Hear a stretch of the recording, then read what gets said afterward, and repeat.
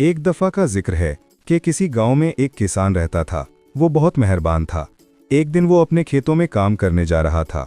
खेतों की रास्ते में एक कुआं पड़ता था। वो बहुत पुराना कुआं था। एक दिन उसने कुएं से किसी की आवाज़ सुनी। कोई मदद के लिए पुकार रहा था। ये आवाज़ किसी औरत की थी। ये कुआं एक जादूगर के कब्जे में था। किसान ने सोचा कि शायद जादूगर औरत का रूप बदलकर मुझे फंसाने की कोशिश कर रहा है।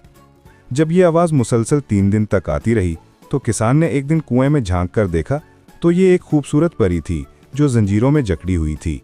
उस परी ने किसान से कहा कि तुम मेरी मदद करो और जब तक मैं इन जंजीरों में जकड़ी रहूंगी तब तक मेरा कोई जादू नहीं चल सकता। किसान उसी वक्त घर से रस्सी ले आया और परी को कुएं से निकाला। जब परी कुएं से निकली तो उसने अपनी जादू की छड़ी से कुएं को आग लगा दी और कुएं के साथ जादूगर भी मर गया।